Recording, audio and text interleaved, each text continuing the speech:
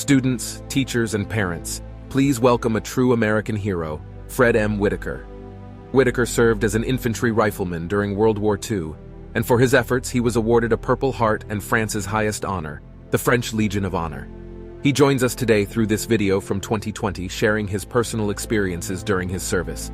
Please keep in mind that Mr. Whitaker is nearly blind, but his words and bravery will inspire us all. Welcome to the 2020 Harbor Lawn Memorial Day ceremony.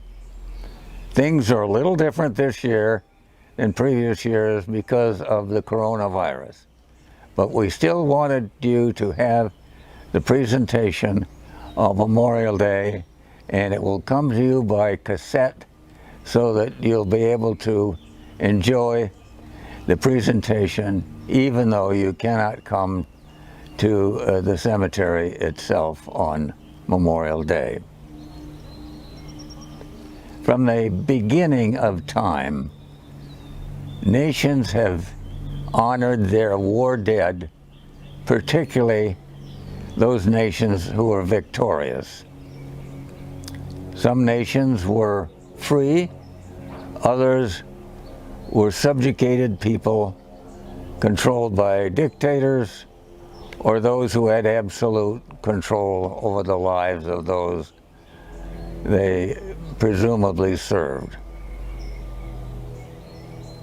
But in America, it started with the American Revolution. And in 1755, a young man was born, one of 12 children, whose mind was agile, who was good at sports, and bright in academic achievement. He graduated from Yale College in 1775 at age 20 and was immediately commissioned an officer in the Revolutionary Army. Within a short time, he was made a captain. And one of the achievements that he had, I must say, it's the most notable achievement, he secured the plans to a British fort along the Hudson, and the British captured him, and he was tried for treason because the British Empire considered the American colonies part of their empire. The fort that the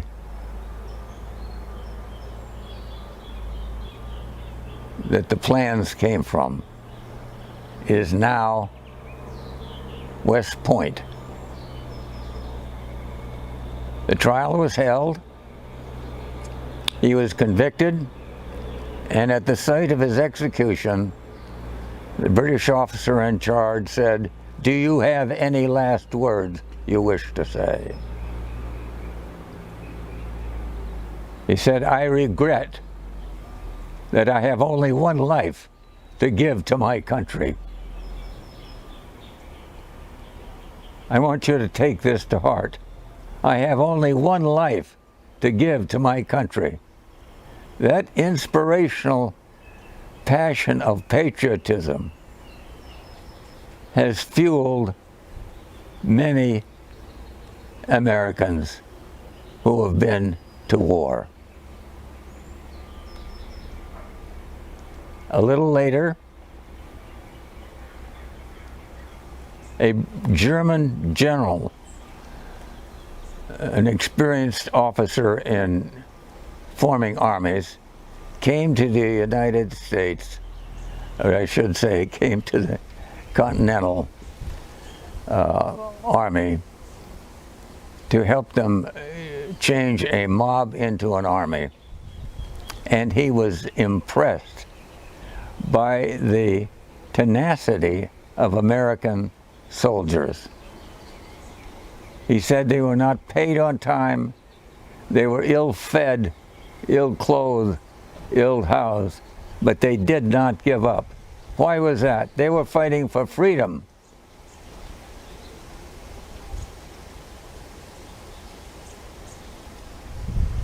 At Valley Forge, the low point of the American Revolution, there were soldiers whose shoes were worn out.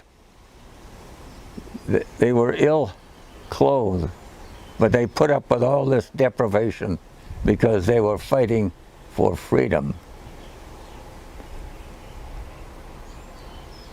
Now when we come to later wars, we come to the Civil War, for example.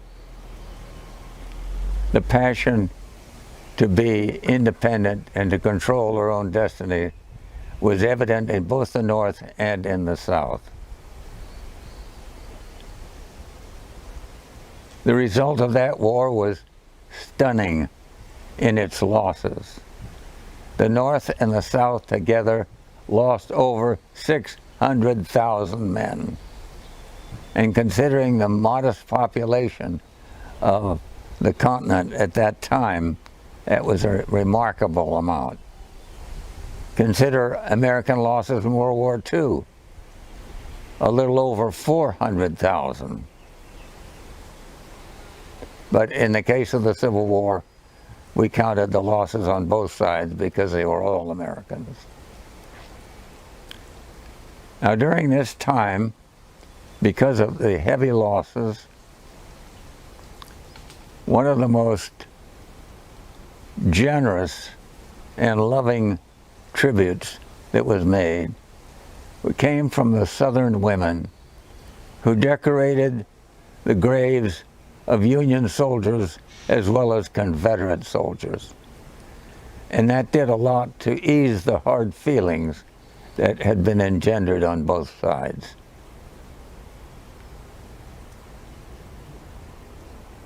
The need for freedom is so great. People came to this country to begin with because they wanted freedom. And they were willing to endure all kinds of hardships and deprivations in order to build a life in which they could be free. In World War II, I should say 75 years after World War II, I was invited, along with a number of other combat veterans of World War II, to come to Belgium for the 75th anniversary of the Battle of the Bulge. I was honored to be asked to go. The funds for that trip were provided by a charitable organization. My son and I attended, and on the very first day, after 2 long nights of night flights, we went to the Luxembourg Cemetery, where the largest American cemetery in Europe. We saw the grave of General Patton and the graves of many other noble soldiers who gave their life during that battle.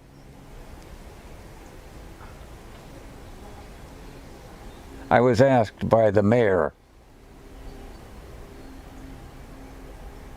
of Saint-Hubert, whose city was captured and held by the Germans until we changed that. That little city has a museum dedicated to the 87th Infantry Division, the one that I was part of in World War II. The mayor asked me to say a few words. He said, "Why did you come all this distance from California all the way to Saint-Hubert for this event?" I said, "I came because I wanted to reaffirm the victory of good over evil. You cannot have a civil society unless you can worship, work, and recreate in an atmosphere of freedom. I said 25 years before we came to Europe on Victory Europe Day, May 8th, 1995. I was interviewed by NBC News and made a statement in front of the Rheims Cathedral, and ended up in Berlin, where the crowd said, "What is America's policy?" I said, "The United States is the strongest nation in the world." But the history of strongest nations is that they are supplanted or replaced by a stronger nation. So our plan B is to always represent and assist democratic institutions throughout the world. Because when we do that, when we protect their freedom, we are also protecting our own freedom. The idea of honoring our dead has been present from the very beginning. And for 100 years, that time of honoring our war dead was called Decoration Day. It was called Decoration Day in large measure because of General Logan, who was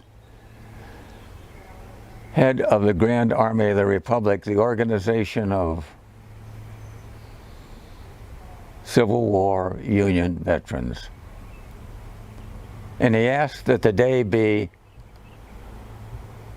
the end of May, because all of the spring flowers were now in full bloom, and allowed family members and friends to bring these flowers to the cemetery and decorate the graves of those who had given their lives for the freedom of everyone else.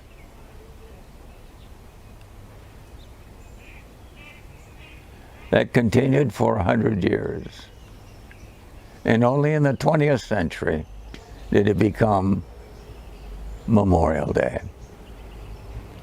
But Memorial Day is still honored with the recognition that we would not be free today if previous generations had not put their lives on the line so that we could be free. There is nothing more precious than to be a free people, to be able to carry out the goals of your life, the purpose of your life, and not be interfered with. It is the purpose of a free people to have a government that serves the people, not one that controls the people. These ceremonies that go on across all of the United States bring us to a point of humility, a point of gratitude, a point of repledging our lives to be more useful, more helpful, so that we fulfill the purpose that God has given to us for our life. And the first day of combat for myself, I saw a situation which, because of its explosiveness, was unforgettable. I was looking across the meadow of the men standing there, and I noticed a group, about 10 to 12 men who had gathered together. They were bored. They expected to be brought into action at the beginning of the day, but here it was, 11 o'clock in the morning, and they still had not been called. And they huddled together in conversation. Now, I don't know whether a German forward artillery observer saw this or whether it was a lucky shot. But suddenly, I heard a whir. I knew it was a heavy piece of artillery. I hit the ground. It was a powerful explosion. And where those 8 to 10 men were was nothing but a large hole. At the left of those men was a beautiful tree. It was a deciduous tree. And being December, it had dropped its leaves, but it was a beautiful tree because the branches were balanced and it was very attractive even without any leaves. But after the explosion, I looked at that tree and I thought, that's the ugliest tree I have ever seen. Why was that? It was because it was festooned with the flesh and fabric of those 8 to 10 men.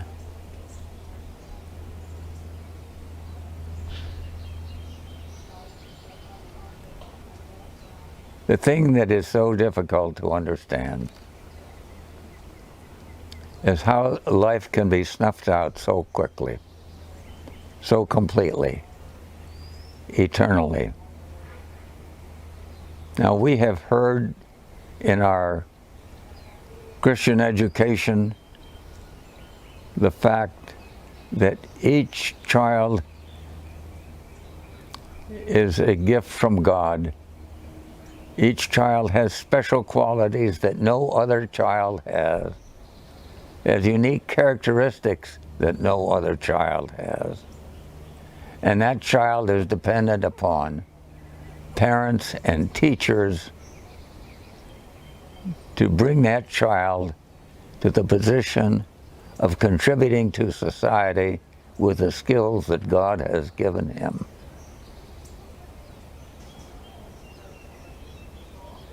Because of that, we have believed that every child is unique and special. But only in the last couple of years have we found out that that Christian teaching was absolutely true. An officer from the tomb of the unknown soldier in Washington called a family in Arkansas and said, "We have identified your son." And they said, "Would you please send him back to Missouri so he can be with his family?" And they did. So the tomb of the unknown soldier, while it still has an unknown soldier from World War I, and an unknown soldier from World War II, and an unknown soldier from the Korean War, it no longer has an unknown soldier from the Vietnam War, because DNA has discovered the uniqueness, the absolutely complete uniqueness of every person. That is wonderful news for each life, for each person, and highlights the importance of parents and teachers in helping a young life to reach its full potential. That is the blessing of that recent discovery.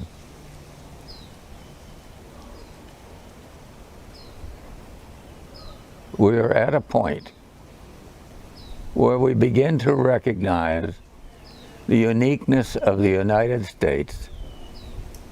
We are now in our 3rd century of freedom, where we can worship as we choose, work where we want to work, and recreate where we choose to recreate. This allows our spirit and our whole person to develop more completely. For all these things are really a gift from God.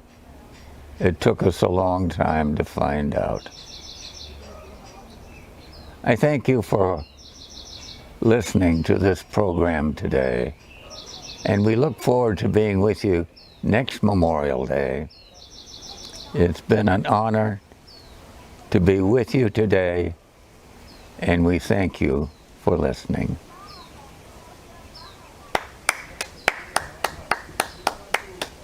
I don't know how long that was.